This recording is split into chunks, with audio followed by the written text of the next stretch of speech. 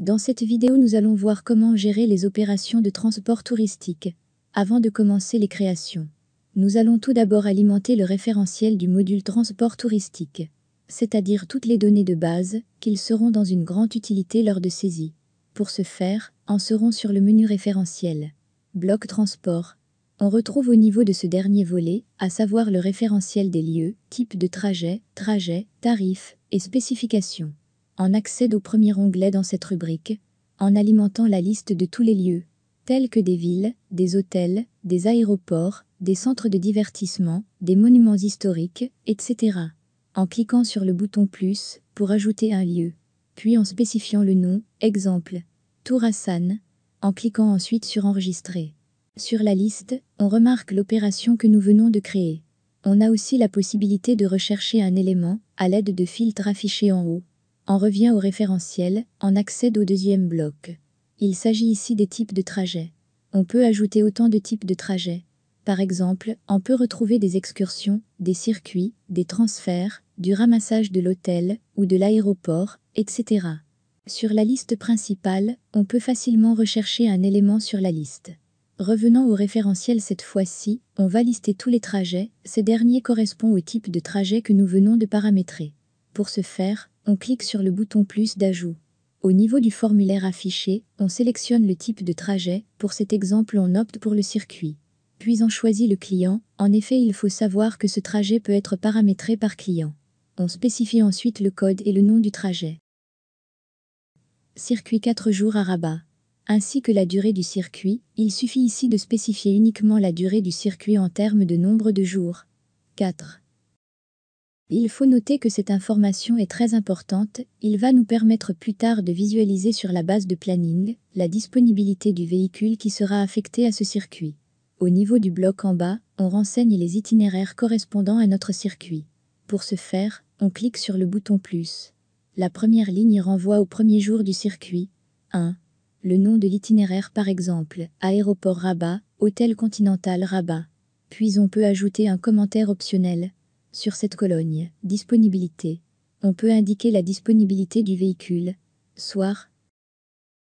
Cette information nous donnera plus de visibilité sur le planning du véhicule durant ce circuit et notamment avoir la possibilité de l'affecter à une autre mission en parallèle. Par exemple le transférer à une soirée ou un événement ou un service quelconque. Une fois l'itinéraire du premier jour vérifié, on termine par valider la ligne à l'aide de ce bouton.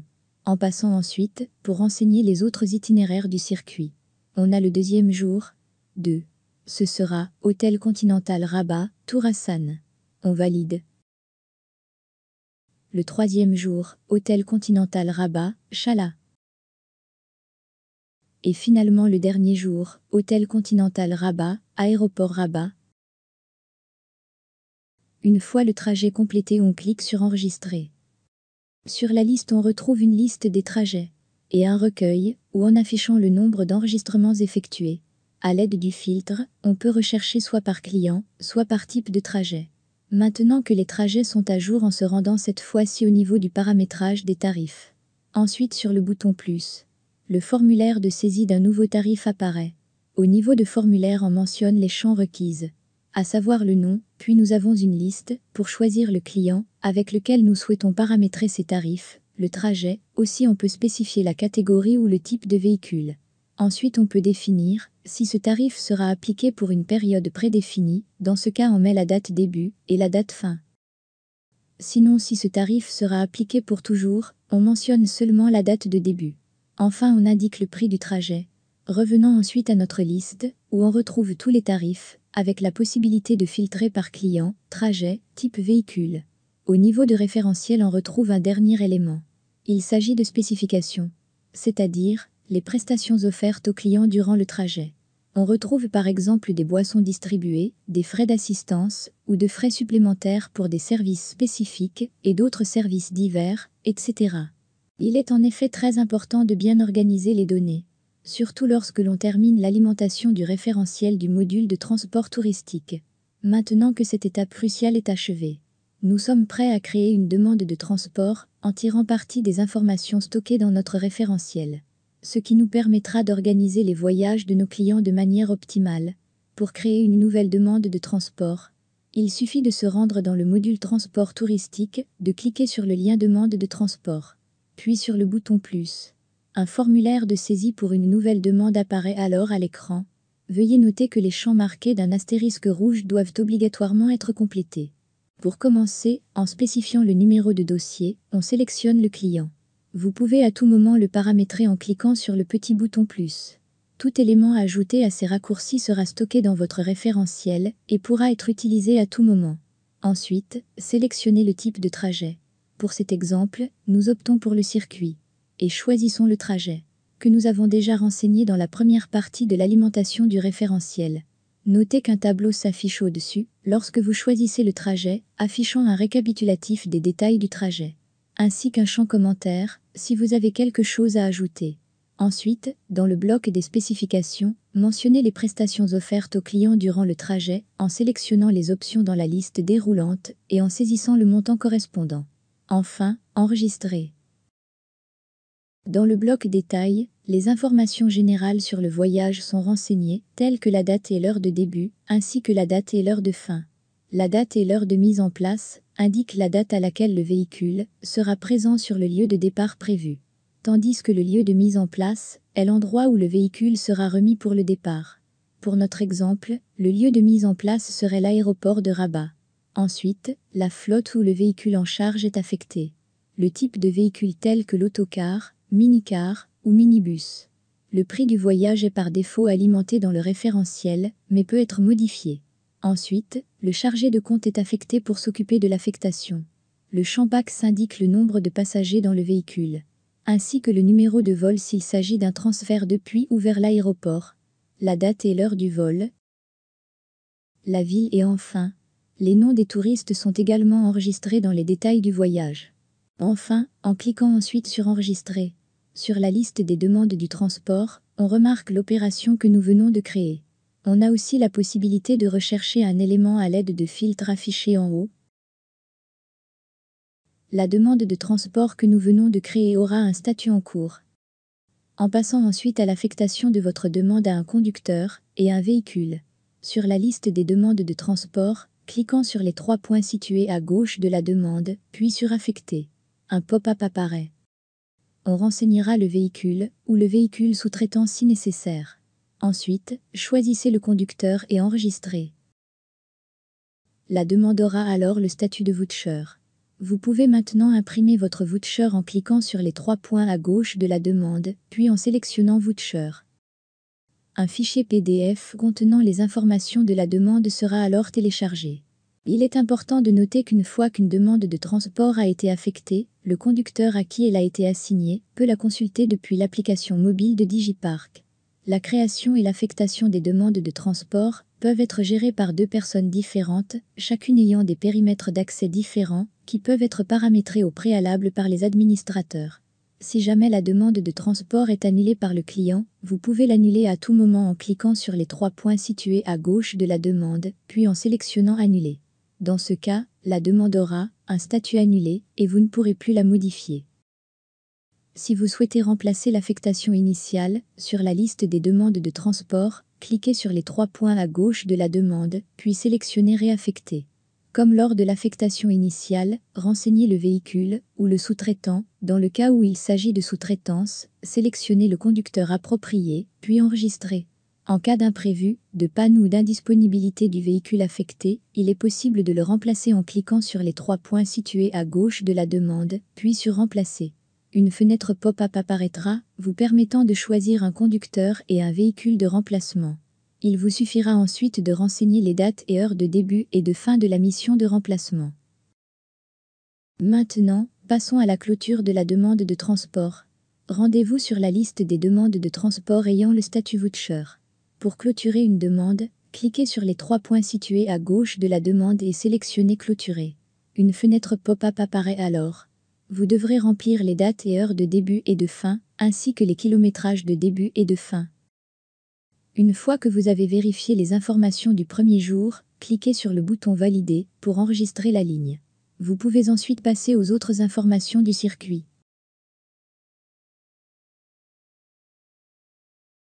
Lorsque toutes les informations ont été renseignées, cliquez sur Enregistrer. Le statut de la demande passera de voucher à clôturer. Si vous souhaitez modifier les informations de la clôture, vous pouvez annuler la clôture à tout moment en cliquant sur les 3 points et en sélectionnant Annuler la clôture. Le statut de la demande passera alors de clôturer à voucher. Pour consulter l'historique des statuts, il suffit de cliquer sur le statut de la demande.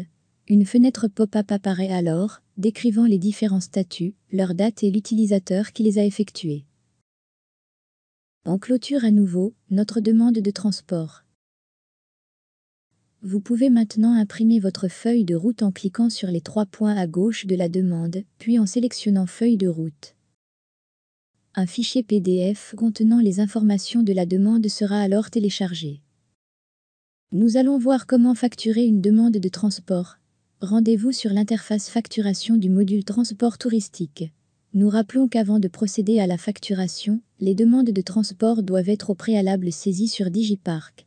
Avant de créer une facture, nous vous précisons que la gestion des factures peut se faire de 2 façons. Individuelle, c'est-à-dire chaque demande de transport sera facturée dans une seule facture, ou de manière groupée, c'est-à-dire facturer à la fois plusieurs demandes de transport. Ça peut être une facture mensuelle, bimensuelle ou hebdomadaire. On commence par le premier cas de figure. Donc on clique sur le bouton plus, puis en spécifiant le référence, où vous pouvez saisir votre numéro selon votre propre incrémentation. De la même manière pour le numéro bon de commande. Ensuite, nous avons ici la date qui est incrémentée par la date actuelle, avec la possibilité de la modifier. Ensuite, vous pouvez saisir la date d'échéance de cette facture. On passe directement au choix du client qu'on souhaite facturer. Une fois cela fait, nous avons un tableau qui va s'afficher un peu plus bas, qui contient les demandes de transport du client à facturer. Il suffit de sélectionner la demande de transport à facturer.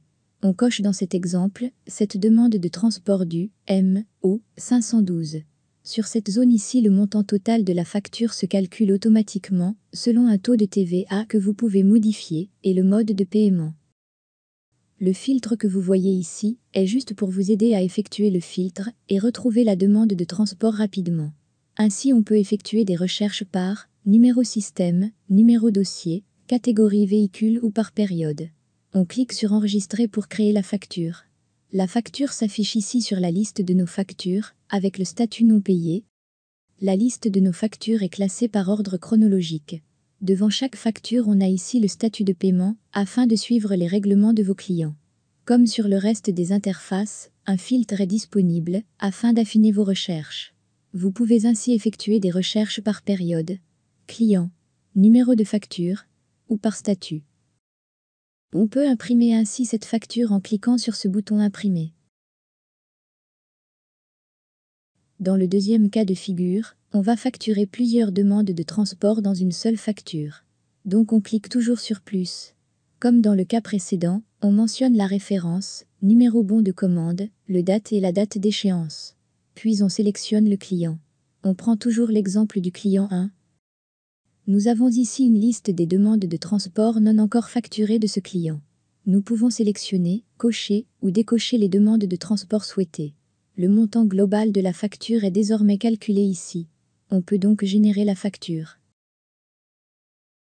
qui sera classée sur la liste de nos factures, et que vous pouvez bien sûr visualiser via ce bouton. Le statut de la facture est par défaut non payé. Le changement de ce statut s'effectue au moment de la création des règlements clients au niveau du module Finance. Maintenant que la facturation est faite, si on revient sur la liste de nos demandes de transport, on remarquera que le statut des dossiers facturés a basculé de non facturé à facturé. Nous passons maintenant au planning, toujours dans le module de transport touristique en cliquant sur Planning. Un agenda mensuel est affiché ci-dessous, montrant le planning d'un véhicule ou d'un type de véhicule sur le calendrier. Le véhicule sélectionné est indiqué comme disponible ou non disponible pour les demandes de transport. En utilisant ce tableau, vous pouvez facilement planifier les demandes de transport pour ce véhicule en fonction de sa disponibilité. Par exemple, si un client demande une réservation pour le jeudi de la première semaine, vous pouvez vérifier le planning pour voir si le véhicule est disponible ce jour-là. Cela permet d'optimiser la gestion de la flotte de véhicules et d'assurer une réponse rapide et efficace aux demandes de transport des clients. Le reporting est une étape importante dans l'utilisation de DigiPark, car il permet d'obtenir des informations précieuses sur l'activité de l'entreprise en matière de gestion de parc automobile. Pour accéder à cette fonctionnalité, il faut se rendre dans le menu Rapport de DigiPark. Une fois dans ce menu, il suffit de cliquer sur le lien Chiffre d'affaires par client. Cette action permettra de générer un rapport qui présentera une liste de tous les véhicules de l'entreprise, ainsi que les chiffres d'affaires réalisés pour chaque mois. Cette liste permettra aux utilisateurs de DigiPark de mieux comprendre l'évolution de l'activité de leur entreprise et d'identifier les domaines qui nécessitent une attention particulière. Grâce à cette fonctionnalité, les utilisateurs de DigiPark pourront prendre des décisions éclairées pour améliorer la gestion de leur parc automobile. Retournez sur la liste de nos rapports et cette fois-ci en cliquant sur Chiffre d'affaires par véhicule. Une fois cliqué, cela va ouvrir un rapport qui affichera une liste de tous les véhicules, ainsi que les chiffres d'affaires qu'ils ont générés pour chaque mois. Cette information pourrait être utile pour comprendre les performances de vente des différents véhicules et pour aider à prendre des décisions commerciales éclairées. Voilà, vous avez maintenant une vue d'ensemble du module transport touristique de DigiPark. Avec ces fonctionnalités, vous pouvez gérer efficacement toutes les opérations de transport touristique de votre entreprise. Merci de votre attention et à bientôt dans notre prochaine vidéo d'auto-formation.